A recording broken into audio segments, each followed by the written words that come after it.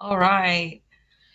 Welcome everybody to our March TMN Tuesday event as part of our regular series of our monthly webinars. This one is scheduled for the first week of the month rather than the second week of the month as normal.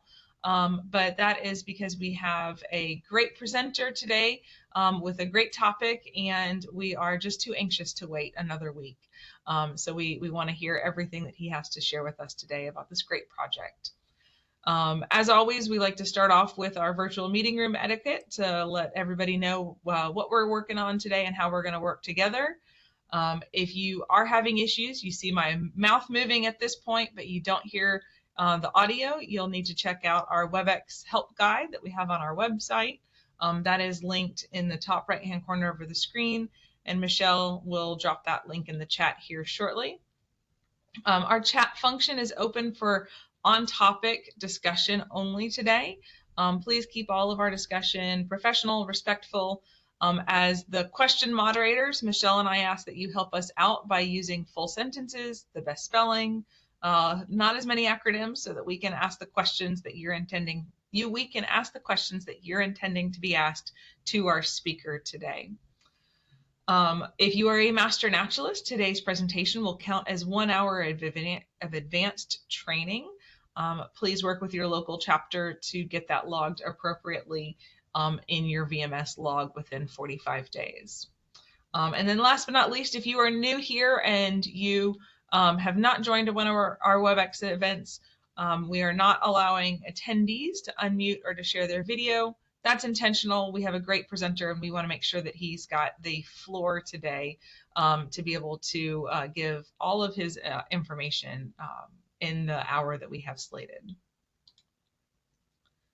Last but not least, in our tech opening today, we have a survey link and a QR code as part of our grant process that supports the Master Naturalist program. We have a survey that we are asking all participants in our webinars to facilitate an answer with, to help us to encourage that continuation of funding, continuation support for programs like this. We'll drop that link in the chat so that you guys have that if you're not able to grab the QR code off of the screen at this time. I can't grab the link if you're able to drop that in the chat. And then for those of you who are answering the survey question, we do get this question in chat sometimes. It will ask what county you are this event took place in, and so just put the county that you are sitting in today. There you go. All right, now let's get into it. Today we've got a presentation by Dr. Ben Skipper with San Angelo State University, and he's going to talk to us about the Texas Raptor Monitoring Network. I'm going to skip over this real fast and come back to it so Michelle can preset that. I said San Angelo, at Angelo State University. Sorry, it's a habit. His co-project partner is Dr. Clint Bowl with Texas Tech University.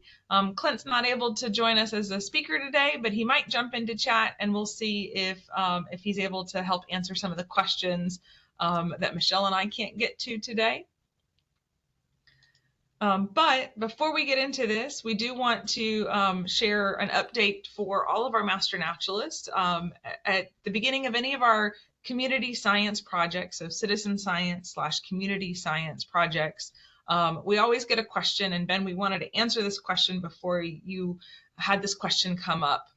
We do have a set of guidelines for our volunteers participating in these projects: how to log your hours, what that looks like, how to get your project approved, how to work with your VMS and your volunteer program director within your chapter to review, to approve a project like the one that Ben's going to talk about today. We want y'all to get involved in these types of projects, but following these guidelines that our Master Naturalist Program State Office has put together will make that easier for you as Master Naturalist volunteers and get your hours logged as appropriately needed. Michelle, did you want to say anything else? So today, today's presentation there will be elements of a community science project within it, and how Master Naturalists may be able to get involved with that. But some of the quick reminders on that is the project still needs, if you as a Master Naturalist want to get involved in the project, you still need to have it reviewed and approved at your local chapter level, and it still needs to follow the community science guidelines and policies that the program has. There we go. Okay. So those were a little out of order, but there we go. And Ben, I see that Clint has joined the chat, so we'll get him bumped up so he can help answer some of those questions that may come in as well. And we're going to turn it over to you and let you talk about your project. All right. Well, thanks for that, Mary Pearl and Michelle. I'm going to share again. Hopefully you can see the presentation that I have up for you with a red-tailed hawk perched on some sort of utility tower there. As Mary Pearl mentioned, my name is Dr. Ben Skipper, but for the next hour, let's just keep it at Ben. And I'm an associate professor at Angelo State University. And along with my co-presenter, Dr. Clint Bull, I'm very much interested in the study of birds of prey within the great state of Texas. And what we have here for you is a new citizen science or community science or participatory science program that we'd like to introduce you to. And if it's something that you want to engage with, show you how you can start helping us monitor breeding raptors across the state of Texas. So without further ado, I'm going to jump in here and just go ahead and begin, right? We all know that citizen science and participatory science have played an important role in advancing scientific investigations over the last decade to decade and a half, right? For scientists, this has meant that our data streams have been widened and diversified, right? And for the public, this should have meant that engagement with research has improved, and also that improvement has extended to scientific literacy, understanding, and ownership of the species being investigated with these programs, right? Of course, we know of the two giants in this field.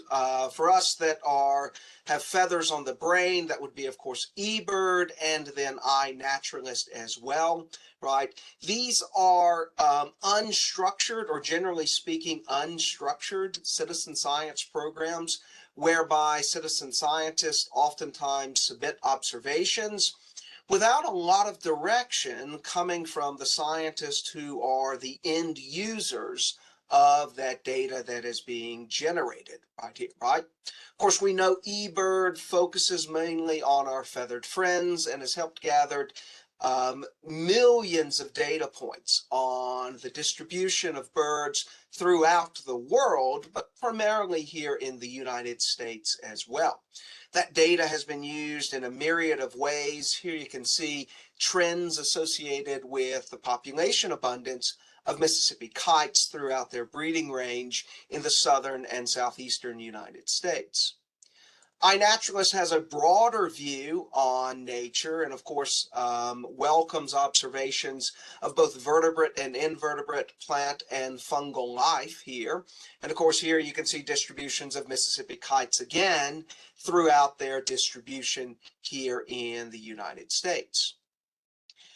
Both of these programs do an excellent job at documenting the who, the where, and the when of species distributions right here, right? And they've done a fantastic job at doing that. But because they do such an excellent job with that who, where, and when, they necessarily face a trade-off in that they're not built or not intended for follow-up observations. And for scientists, follow-up observations of the same individuals tend to enhance that data's usability and help us answer a different set of questions, right? Some of those questions relate to the reproductive cycle, and for birds, that of course is something that we oftentimes call the nesting cycle. And information on the who, the where, and the when, although very useful, don't provide us a full view of this nesting cycle that birds engage in, right?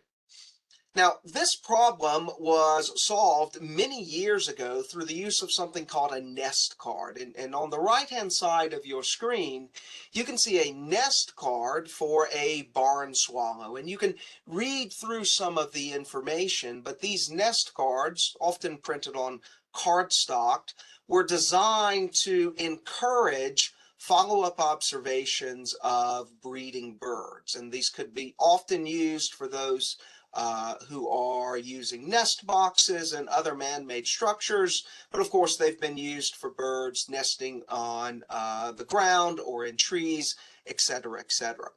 And if you notice down in the lower panel of this nest card, you can see that there were different dates of visitation. So May 14th, there were 4 eggs, and on May 17th, there was a 5th egg, and then by May 30th, we had 5 young there as well. What this allows an ornithologist and a scientist to do is to track the reproductive success of this bird better than if we just have one-off observations, which are typical of eBird and iNaturalist, right? These nest cards, right, and the program that Clint and I are going to introduce you to today allow us to get at aspects of phenology, right? Phenology is the fancy word for the rhythms of life, the beginnings and ends of different life history stages, right? And this timing of life has long been shaped by natural selection to fit an environment, right? And what we're curious about in particular is how do novel environments affect these rhythms? One easy example of this, of novel environments affecting life's rhythms, is of course the ex-urban-urban dichotomy, right? It's rather not a dichotomy, it's more of a continuum right here. But if we have birds that are breeding inside of cities and we have birds that are breeding outside of cities, how does that location affect the timing of major activities, such as nest building, egg laying, incubation, and of course the production and eventual fledging of young, that is to say, the leaving of the young from the nest? This is some research that I and Clint were involved with years ago, and what it shows is that in Mississippi kites, ex-urban birds were initiating their nest much earlier than the urban birds were. And this is some of the phenological changes that we're curious about with the wider bird of prey community. Right? Of course, we can look at how novel environments may affect other things as well. So here's an example of American kestrels breeding in natural areas. This peak of the distribution may show to you when the peak egg laying date is, or the peak fledging date, or some other life history parameter.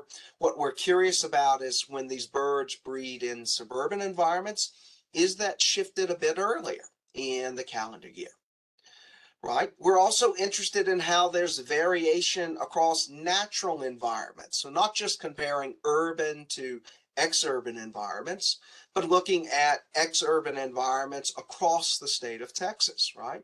For example, if we know that nests are initiated earlier in South Texas and later as one moves north, we still have questions about the areas in between, and certainly about some areas of Texas that are poorly documented, such as the Trans-Pecos region of Texas as well. We're also interested in this phenomenon of ecological traps. And ecological traps are a concept whereby there is a mismatch between the perceived fitness of a habitat and its actual fitness. This is essentially wildlife getting tricked, right? And the thing about ecological traps is we cannot simply use the presence of organisms as an indicator of the existence of a trap or not, right? Because presence comes both in ecological traps and in high quality habitat. For example, urban environments may appear very suitable habitats for birds because oftentimes they draw in large numbers and in some cases, large assemblages of species. But of course, we all know that the urban environment can be perilous for birds. Collisions with man-made objects are all too frequent, especially by raptors in these urban environments. There may be novel predators or at least higher densities of some natural predators in urban environments. And of course, that image on the furthest right hand, right, we have the interaction with humans, which oftentimes can lead to negative outcomes with some of our native species as well. And again, iNaturalist and eBird do a great job of documenting which species are present in urban environments, but they fail to capture these dynamics of ecological traps. And our goal, our hope, is that the Texas Raptor Monitoring Network can step in and fill that gap for us here, right? And what we're looking to do is to build off of the already established great participation in citizen and participatory science within the state of Texas. And we're looking especially to partner with the Texas Master Naturalist community in rolling out this initiative in its inaugural year. The goal ultimately is to close some of the gaps that we have about raptors breeding across our state. So to facilitate this today, I'm going to introduce you to a mobile-ready digital nest card that allows for the easy uploading of information. It's pre-filled with different parameters that we're going to ask participants to collect some information on, and thus it makes the job of the citizen scientist easier to submit this data, and it makes our job, receiving all of that, much easier as well, because the form is prescribed in terms of what can be denoted and what cannot. I'm going to go through now just a brief introduction over the life cycle of raptors here, right? And the reason I'm going to do this is because we are asking participants to collect data at each of several life cycle stages throughout the year. This is a very simplified view of a year in the life of a raptor. There's a breeding season. For some, there's a migratory season. For all, there is an overwintering season where the principal goal is simply survive. Some may migrate again to return to attempt to breed again here, right? Of course, that breeding season has within it many different life history stages here, such as the territorial establishment, courtship, nest building, egg laying, incubation, the nestling period, and finally, if all has gone well, the fledging of the young from the nest. And what I'd like to do for the next few minutes is walk you through some of these key stages and point out how ornithologists and citizen scientists identify what stage of the life cycle a raptor is in. So if we take a look here at territorial establishment, what behaviors are raptors engaging in when they're establishing a territory, right? Here are 4 behaviors that are common to the majority of raptor species that are engaging in territorial establishment. This is also the pre-nesting period. There is no nest constructed at this moment. There are no eggs. There are no young right here. Typically, raptors establishing a territory, this will be done by the male, and the males are going to vocalize extensively. I would imagine that many of you in the hill country and eastern areas of Texas have already heard red-shouldered hawks vocalizing, right? It's a very distinctive vocalization, and it carries a great distance, especially if you're near a wetland or some other body of water. You may have seen raptors engaging in circulating flights, and what I mean is they're circulating over a particular area of ground, most likely the territory that the individual is attempting to establish control over. Whoops, I got a little early there, right?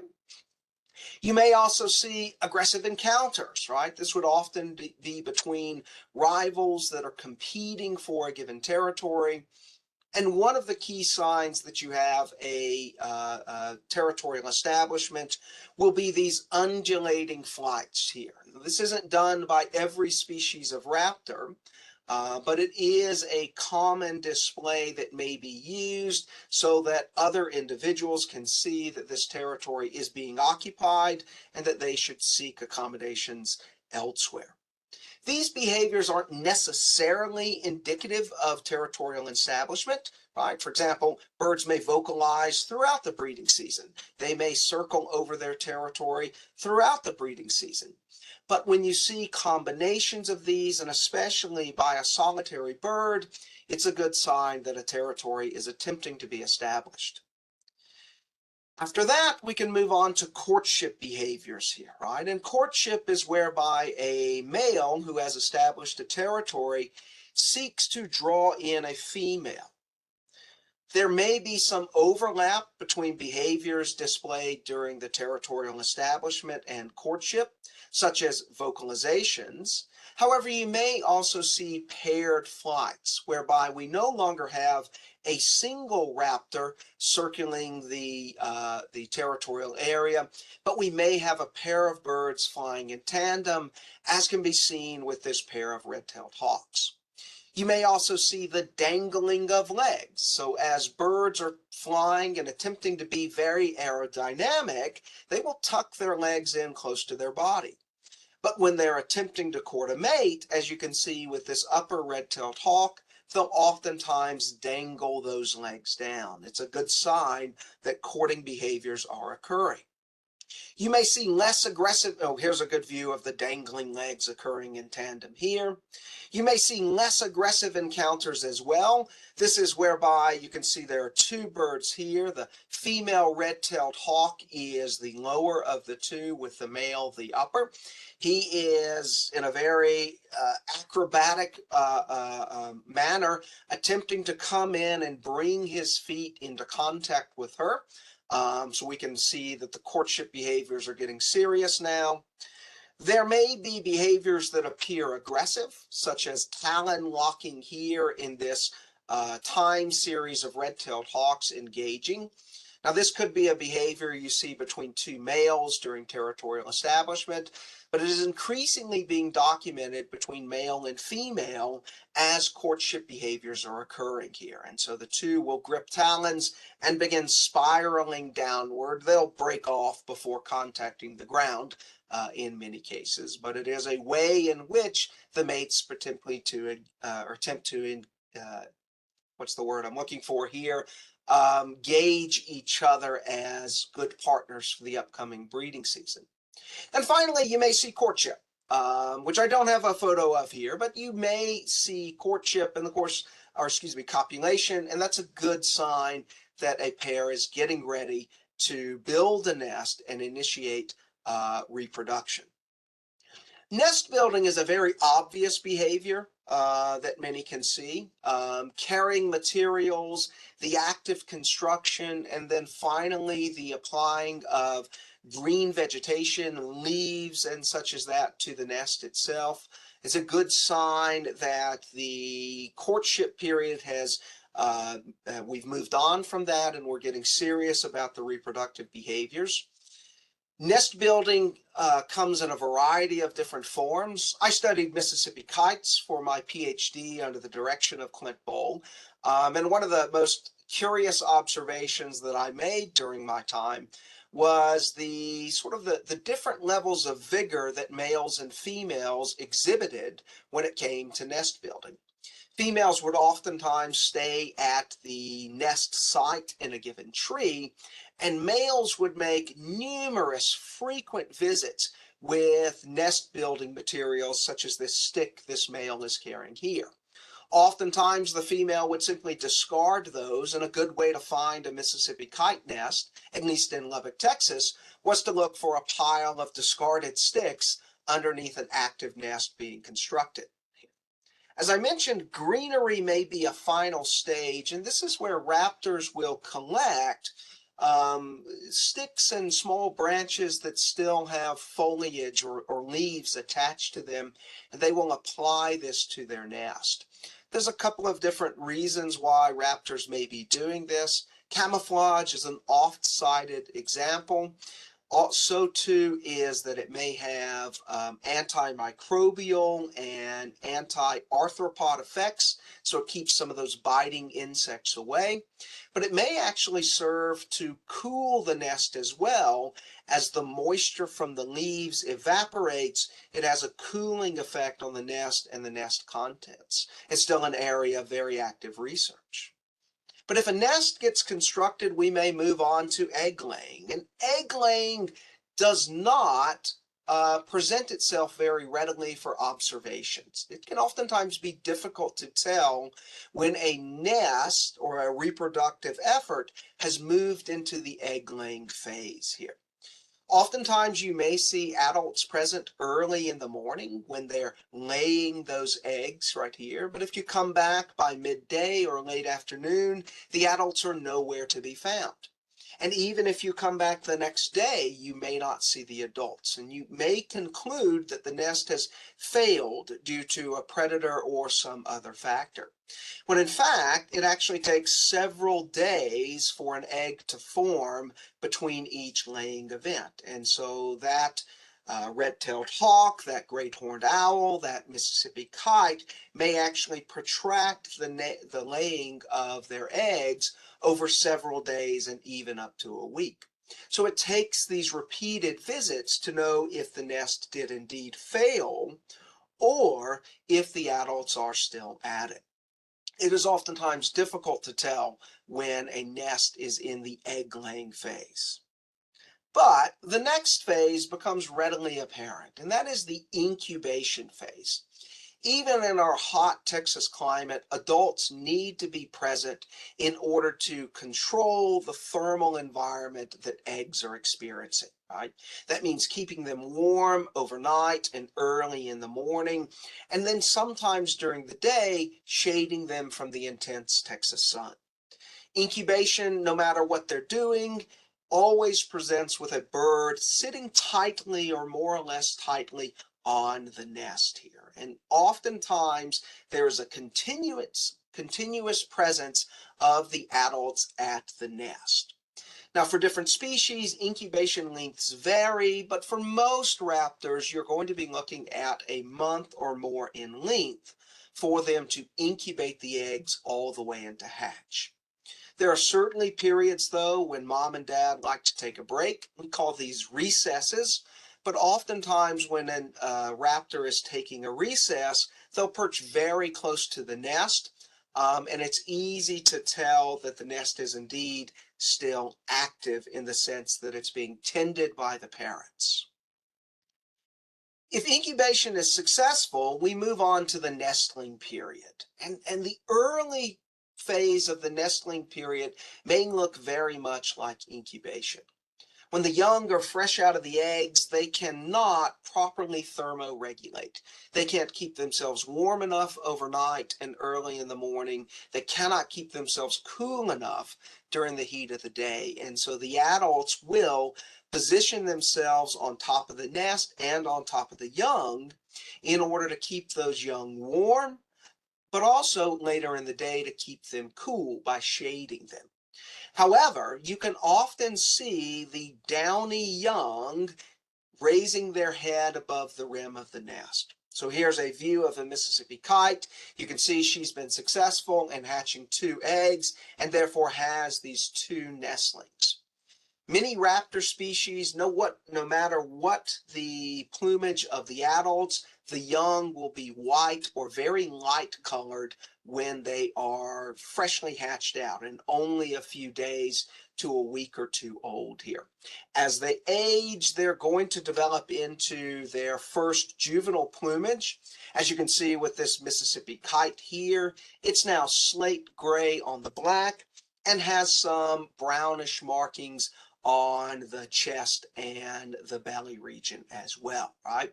But definitely the young will appear a little fluffier and a little more clumsy than their parents at this time. If all goes well enough, we will move on to the fledging period. And in the fledging period, the nestlings take their first tentative steps away from the nest, right? They will be engaging in what we call the branching behavior, which is where they start testing out the strength of their talons and of their wings on branches further away from the nest.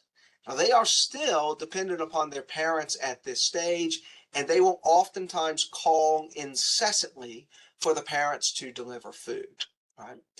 As this goes on, then we'll move into a very humorous stage of parent-offspring conflict, where the young will beg and beg and beg, and the adults will sit further away with food, encouraging that young to take its first flight from that nest tree, right? So just as in humans, there comes a point where you have to kick the kids out of the house, so to speak. And then they're gone. If your nest that you're monitoring is successful, your last nest check, there'll be nothing to observe. As the young mature, as they get their wings underneath them, as they begin to become more independent, the safety of the nest, the priorities of the adults and the young shift, and they depart the area, right? And so oftentimes your last check to a nesting attempt, you find nothing at all except maybe a disheveled nest with some down feathers attached to the sticks here, right? But they depart and they're gone, and we have to infer that indeed the nesting attempt was successful in these cases here. Before we go on and introduce in our application and the survey form we have, I want to say a word about ethics and research disturbance. And I'm not going to read through all of these slides here. I will make this available to Mary Pearl and the Texas Master Naturalist team so that you can read at your leisure here. But it goes without saying that we can observe too closely, and in doing so, inadvertently disturb raptors. Those disturbances can manifest themselves as nest abandonment, nest failure, and in some cases, aggression from the raptor directed at people. And we absolutely want to avoid that at all cost. There is no piece of data, no information that would feed into the Texas Raptor Monitoring Network that is worth causing the failure, the abandonment, or eliciting these aggressive responses in a raptor, right? We want to observe, but not have any negative causation on these birds themselves, right? And again, the best intentions can lead to this as well, right? So you don't have to actively be attempting to disturb a raptor to do so. So we encourage you to observe from afar.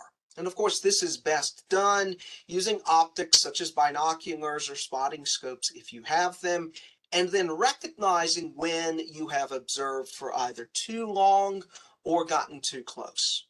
And for those last 2 points, observing too long or have gotten too close to the nest, you can use the behavior of the raptor at the nest as a guide. If their behavior shifts, and you can see this Mississippi kite is now looking over her shoulder at the photographer here, or in the case of, let's go to, well, this one right here.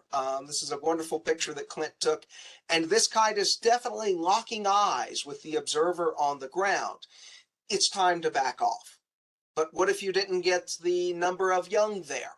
Come back tomorrow or 2 days later.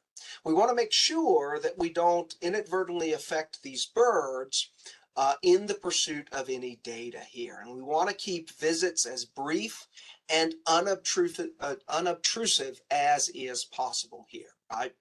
Again, I will upload this presentation and you can peruse the good information here about the ethics of observing breeding raptors and the potential for research disturbance.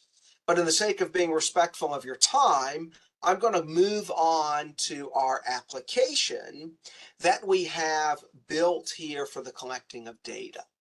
And this Texas Raptor Monitoring Network application is accessible through a desktop or a laptop or any mobile platform, including iPhones, Android devices, tablets as well, right? So I'm going to walk you through how to do both of these here, and I've got some quick start guides in PDF form that I'll make available here when I wrap up here today that walk you through step by step how you need to do this. If you're working from a mobile platform such as your cell phone, which is what I would recommend, you're going to need to be able to access either the Google Play Store or the Apple App Store here, right? Now, how do I know if I need the Google Play Store? Is your phone a non-Apple device? If so, then you're going to use the Google Play Store. So that includes Samsung, Motorola, and pretty much any other manufacturer of a smartphone that's out there.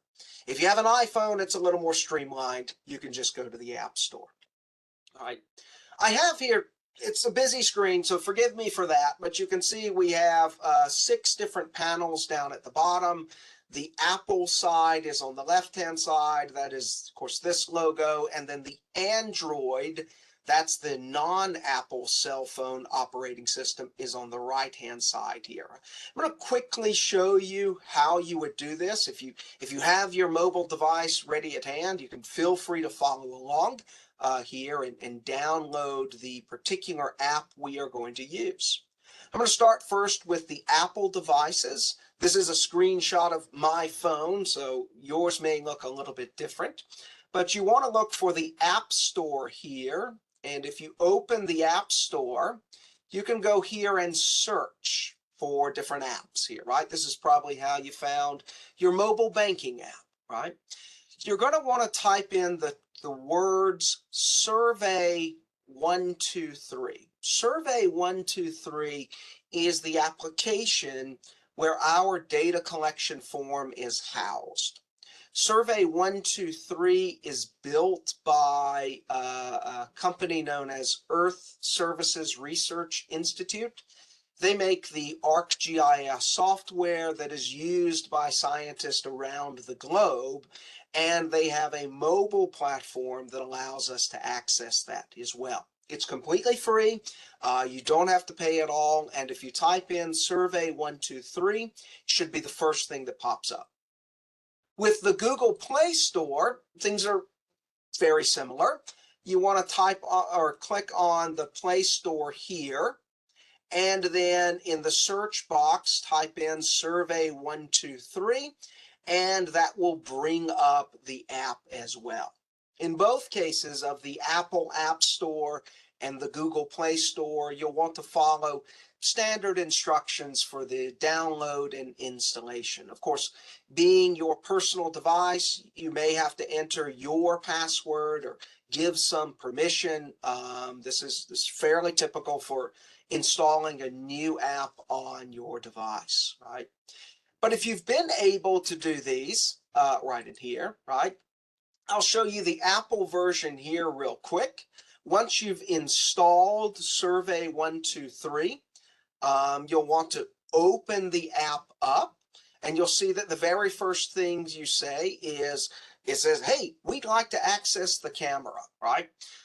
I'm going to ask that you allow Survey 123 to use your camera, right? Because you may want to take a photo of the habitat where a raptor is nesting, or perhaps if you happen to find a dead nestling under the nest, that's valuable information to us as to what stage the nestling was in when it fell from the nest. So if you click allow, you'll next get this screen here that says sign in with ArcGIS Online, manage ArcGIS connections. Those are not for you. Unless you are paying for a subscription to this software, you can just ignore those. And underneath it says continue without signing in, right? That's the option we want because you don't have to have an account with ESRI, that Earth Systems Research Institute, to participate here. Once you continue without signing in, you'll be asked about your location. Right? Now, you do not have to allow this app to use your location. right? As you know, with apps, they'll say you can allow it once, and then they'll ask you every time. You can allow while using the app, or you can not allow it as well. One of the pieces of information we really want to know about nesting raptors is where are they? And one of the easiest ways to do that is to allow the GPS in your phone to just drop a pin for us here. So I would recommend you use allow while using the app. What this means is that while the app is open, it will keep track of your location, but as soon as you close it, it's no longer keeping track of your location right there. So that's what I select on mine. Of course, it's totally up to you which you do. If you allow while using the app or any of these options here, you'll next see this screen here, my survey 123, and it's blank, but that's because you haven't added our survey form just yet. In this upper area of the search bar, there is a QR code, and QR codes allow us to attach a web address to this funny looking figure right here. And if you click upon that and then use your smartphone's camera to scan this QR code, it is going to take you to our survey. And if you've done so correctly, you will get the option to either open our survey form in your browser or open it in the Survey 123 app that you have just installed on your phone. I recommend that you use the app because it's simply a more seamless process to use the app here. Again, for Android, it's a little bit different, but conceptually, it's more or less the same. When you have installed the app and you open it for the first time, it'll ask you to use the camera. It'll then ask to use, maybe to send you notifications. That's up to you to pick yes or no there. Notifications are not necessary for using our survey form. Then it's exactly the same as with the Apple device. You continue without signing in. You can select while using the app for the locational services, but Android gives you an option to use a precise location and an approximate location. I would encourage you to use the precise location, as this will add directly a pin where you are at the time of the observation. The approximate location just gives us the general vicinity, which may not allow us to answer our questions as easily. Once you've clicked through this, again, we have a QR code, and if you scan that QR code with your phone's camera, or scan this QR code with your phone's camera, you'll be brought to the same page that says open in browser or open in the app right there, right? It should be a very seamless process. And the great thing is you only have to do these steps I'm showing you here once. Every other time you open the app, it will remember that you're a part of this survey form. All right. So I'm going to go real quickly here. I'm mindful of our time here, but I'm going to go real quickly through with an observation.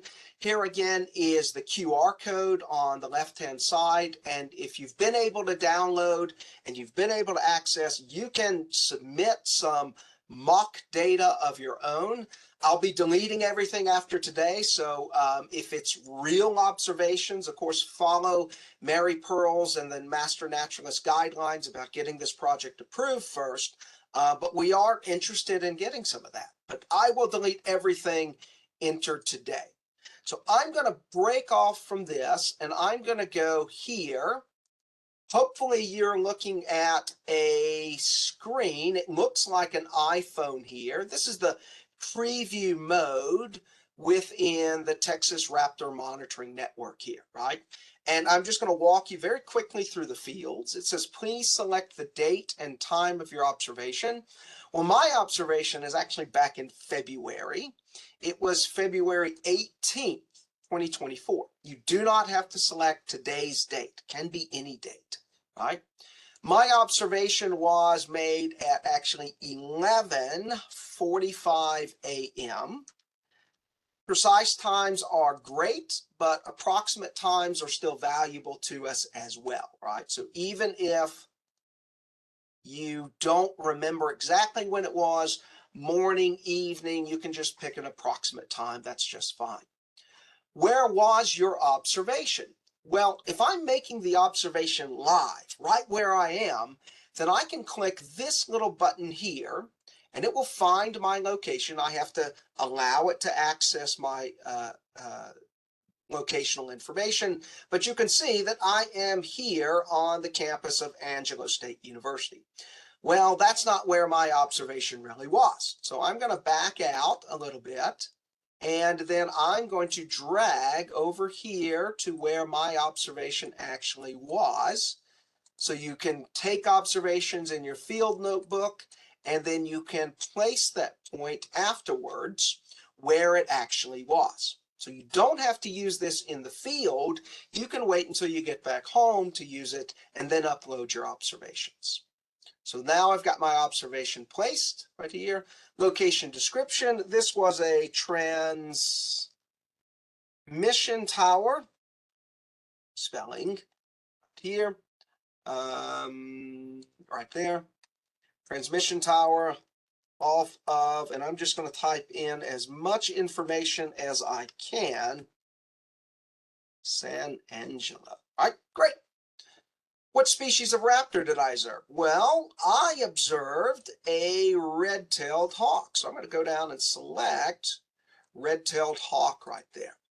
What phase of the reproductive cycle was it? Well, pre-nesting. This would include those territorial behaviors, courtship, nest building, incubation, nestling, fledgling, unknown, failed nesting attempt. Mine was in the nest building right here, right? Because I observed an adult carrying a stick here, right? If the answer to the above question was nestling or fledgling, how many young were present? Well, there's nothing right there for me to select right here, right? Observation notes, nest being built on north side of tower. I'm keeping things short here today, but of course you can add quite a bit more in here.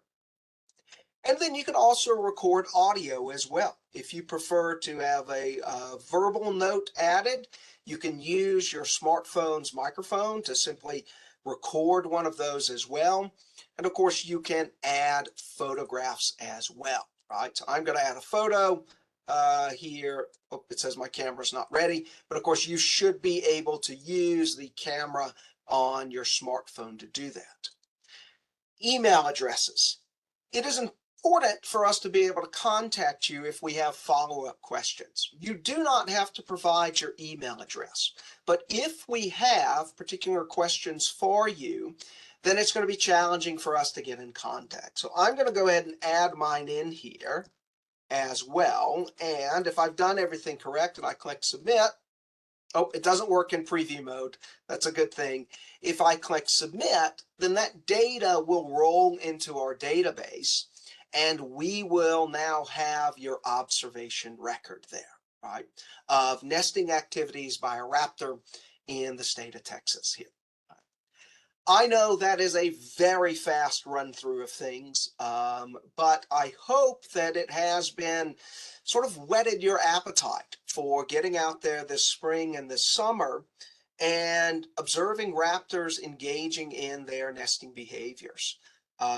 We are hopeful that the master naturalist community can help us answer some lingering questions about raptor biology in our rapidly changing world. And in order for us to do so, we're going to have to rely on a citizen science network such as the great one that the Texas Master Naturalists have. But I think I should probably stop there and maybe answer a few questions if there are some, and there's time. There is time, and there are a lot of questions, and maybe not enough time for all of the questions. I do want to summarize some of the early questions that came in early on. Hi, Clint. As you were getting started, Ben, there was a lot of questions about specific ecology of specific birds. I dropped in Cornell's All About Birds link as a reference point. Are there other reference guides, field guides, websites that you would recommend for those types? Oh, sorry, Clint, I did not promote his book. The famous author of the Raptors of Texas book, Dr. Clint Bull. My apologies. So That was not self-serving. I don't get any proceeds or anything from that, but I think that as far as that book is only for diurnal raptors, it doesn't include the owls yet. But that has, I think, a kind of a general background that's more ecological for all the species. It's not a field guide, but it provides background information on the species ecology. yeah, and I would say All About Birds is a great starting place. It's fantastic and it's free. So it's a great resource that you can access on your mobile phone even here. If you want to dive a little bit deeper, Cornell is now hosting what is known as the Birds of the World. It is a subscription-based access, $40 or so a year. And it is a much more detailed compendium of pretty much all we know about species. For some species like red-tailed hawks and American kestrels, you get a lot of information. For zone-tailed hawks, it's quite thick. But that's how it is. And so that is called just the Birds of the World, very simply, but is accessible through a Cornell Lab of Ornithology account. Excellent. I'll drop that link in the chat here in just a second. There are numerous questions, but one that popped up just recently that really caught my eye. Ben, you and I talked about this in our opening discussion. Gwen asked about what happens with the information once it's collected. Will the public be able to see it? Will the admins? And then what is the follow-up with that data? And I know y'all have a plan for that. The most near-term follow-up is that I'll see all of you down in San Marcos in the fall, and we'll be delivering the results of this inaugural year of the Texas Raptor Monitoring Network. You know, we would like that to include, that would be just a presentation, casual, nothing more there. Reports take more time to write here, but we certainly want this to be a citizen science, community science program whereby the participants get some return for their investment. I feel that too often citizen science programs, it's a one-way street of citizen scientists funneling information up the chain, and they never know that their observations are used, never know that their observations are valued. And what we want to do with this is, you know, not change the world, but maybe start a small change here whereby individuals get to see how their observations contribute to the whole. So there is I can't say specific plan to get information back to everyone, but there is definitely a desire I have to make sure that you're rewarded for your effort. Because I know that is a place where the scientific end of citizen science is currently doing a poor job, in my opinion. Also, could I add just another comment in with that?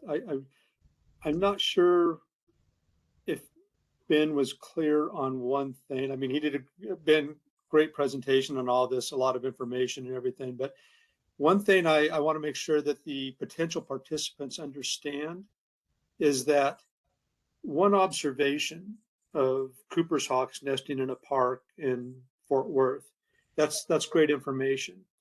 But what is particularly valuable for us is to get some multiple observations of that nest through the season, because we can then use that, if we have that location, to look at nest survival and compare that for the species.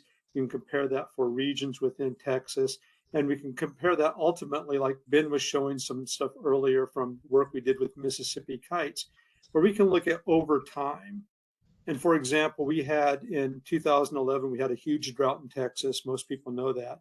And Mississippi kite productivity plummeted.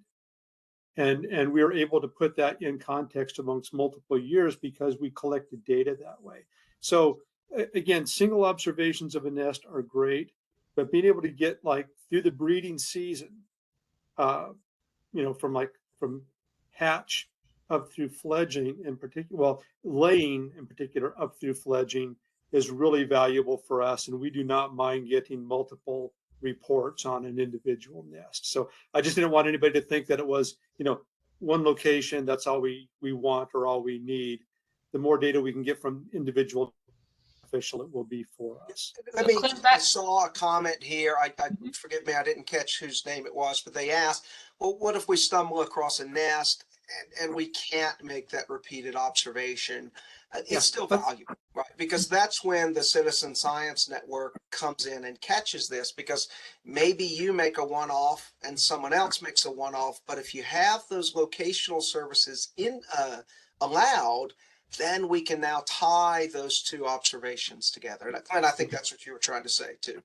Yeah, and those one-offs like that are important for distributional information. And for some species, in Texas in particular, like gray hawks, common black hawks, zone-tailed hawks, those birds are a lot of times nesting in areas where we can't really easily get back to for repeat observations. But having that distribution information is very valuable. There's a question. So related to the observations throughout the time periods, there's another question in the chat asking about if you have specific areas that or locations that you'd like to see added. Let me add to that too, because there's a question right below that talks about specific seasons that you're targeting. Do you want master naturalists to go out between this month and this month, or is this a year-round project as well? So most now would be a good time to start. I mean, we all know we're all here. Spring started late January, I think, at least for us here in San Angelo. And so there are some species of raptor. My observation of a red-tailed hawk was not contrived. That was nest building in mid-February. And certainly some of you probably know of great horned owls that already have nestlings. And ultimately, long-term, we hope that it's running year round, but of course the bulk of raptors are going to be engaging in these nesting behaviors between the months of April and July there. That is our most productive season in the state of Texas. Now, if you're in South Texas, that could be shifted even earlier, but it is pretty much going to be a spring-summer timing here. And in terms of areas of the state where in targeting here, I think it's for this to work, it's better for us not to impose too much direction on the citizen scientist here. I think Clint and I would love a bunch of common black hawk and gray hawk and zone-tailed hawk information, but that's our biases coming forward here. I think that where you can observe is the most valuable place to observe. And so I wouldn't want to dictate too much. The one thing I would add to that too is there's the phenological aspects. I mean, one of the things we're trying to look at is phenological change and how that's tied into climate patterns and everything. But also some of these birds, like great horned owls and like red-tailed hawks down in South Texas, they will get nesting, January and February, very early. White-tailed hawks, I have nests where we've monitored from February all the way through August, because they will have a failed nest and then they'll try a second nest, or they just may not nest early because of rain patterns or something. So some of these birds can have a very protracted breeding season, and some, as scary as it is to kind of say in some ways, like a barn owl, we're seeing barn owls breeding pretty much every month of the year anymore. And so, the seasonality is kind of species dependent. And do you want data or photos? So, we're presenting this to master naturalists today. Do you want photos that are from master naturalists that may be predated or before today's event? Yes, I think if you know, this is a very astute and you know, observation oriented group here, and they probably already know of a few owls nesting either in boxes or elsewhere. Yes, we can certainly take data that's collected prior to today. Here we're this is a test year for us, to one, see if we can manage the data stream, and to see if there's the appetite in the community for one more app on your phone. And I know that space is crowded here. And so I certainly don't want to, you know, have anyone digging out field notebooks from the early 1990s here. But if there are observations from this year, or even if you saw great horned owls behaving kind of nesty in December, or it could be even November, we would certainly welcome those observations too. So you've both mentioned Non-nesting owls. observations. You were speaking over one another. Yes. Michelle? How about non-nesting observations? Are you looking for that information, or you just want to keep it to nesting? Right now, we're focusing on the breeding season, because birds nest in a central place. It's conducive to this repeated observations of the same individual. For the observations while traveling or hiking, or you know, those what we've called one-off, and I don't mean that to be dismissive of those at all. I think iNaturalist and eBird are the better venues to submit those to here. But we would like this to be focused on that reproductive effort there. I know we're running short on time. There has been a couple of questions that have come in regarding owls, and both of y'all have mentioned owls casually. One of the questions was, are owls a target species? And I think adding in there is, are there specific target species? What if they're not on your list? And you and I, Ben, talked about some of the options there. And then if there's any tips and tricks for making observations in owls, for owls that are in boxes. So I've opened up the app in terms of the species that are available to be selected, to include the most likely species occurring in Texas. It does not include roadside hawk or hook-billed kite. But it does include the owl species most likely to be encountered: barn owls, great horned owls, eastern screech owls, even elf owls, and I'm leaving someone out, but that's okay here. So yes, we would welcome observations of owls, even if they're in nest boxes. Often that is our best source of data for cavity nesting raptors, comes from the nest box community there. In terms of tips for observing, Clint, if you'd like to take that. Yeah, one of the things we don't want people to feel they need to do, and really don't want people doing, is anything that's invasive.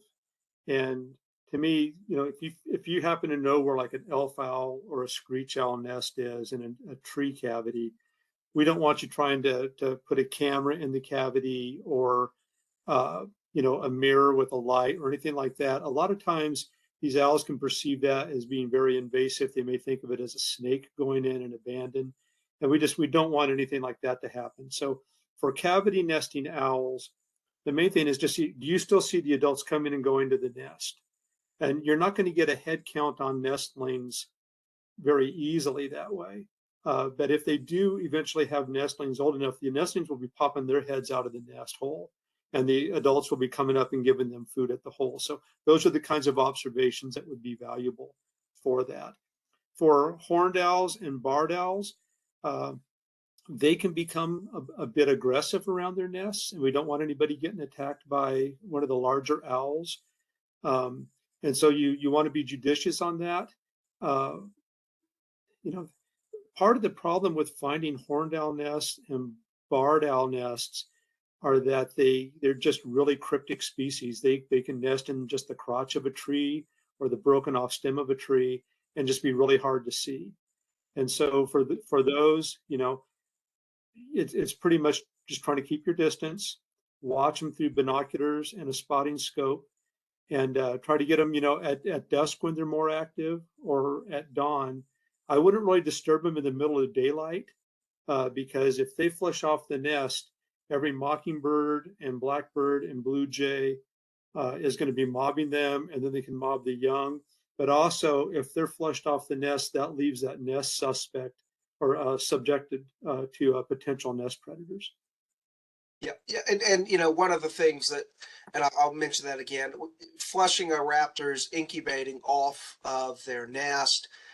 Yes, it does leave the eggs exposed, but in their hurry to depart the nest, there is the possibility of an egg being kicked out. And then, we have to be mindful of where our climate is today. Even in May and June, in the middle of the day, eggs can overheat, especially given that some of these birds do not necessarily select very shady nesting area. And if they are held off of that nest by mobbing blue jays or mockingbirds, then the eggs can overheat. It does not take very long in our Texas summer for an egg to overheat, and essentially the embryo would die. So again, we want you to engage with nature, but as we all know, there's a way to do that ethically and responsibly.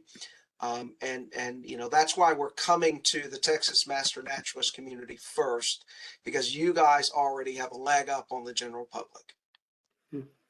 Yeah, one of the things, if it's any kind of a nest that is really exposed to sunlight, and then there's different species and sensitivities. For example, white-tailed hawks are very sensitive to human disturbance. Just walking within a couple hundred meters of a white-tailed hawk nest can get them to flush off, and their nests are not shaded. And so the nestlings or the eggs are exposed to the direct sun. And because they're down in the coastal area, there's also the possibility of like caracaras or seagulls coming in and making a meal out of what's in the nest. And so you have to keep that in mind and try to maintain your distance on some of those species. Well, I really appreciated the section in your presentation, Ben, that really talked about how to ethically engage in these collections and making sure that our master naturalists, who are those stewards of those areas, know that no data is worth that invasive activity to the harm of those species. So I appreciate that. We have eaten up a few extra minutes of your hour and greatly appreciate your time. There may have been a few extra questions that we did not get answered in the chat. I'm happy to share those with you, Ben, as y'all are building out your platform. If these questions are of use to y'all, I'll share those, and please send me the presentation. I'll get that posted along with that QR code on our website, our TXMN Tuesday, our TMN Tuesdays website. So our master naturalists can grab that, can participate, have those resources available as they continue to engage in this project. Mary Pearl, if I could just one last thing. Thanks to everyone who attended today. Is it possible that there's a transcript of the chat, just so we can make sure we go back and? Yep, I'm going to grab it and I'm going to send it to you afterwards. Thank you. And I'll send the recording I'll put the recording on our website for our master naturalists so that they can check in on some of that content if they missed the QR code, the description of the life cycle stages or the nesting stages that they are going to be reporting on. Okay. But thank you guys so much for your time. Really appreciate it. Excited about this project. And thank y'all for thinking of the master naturalist to participate. Thanks for letting us come in and occupy your Tuesday at lunch. We really appreciate it. Anytime. Absolutely. Always. Thanks, y'all. All right. Everyone take care. Thank you, everyone.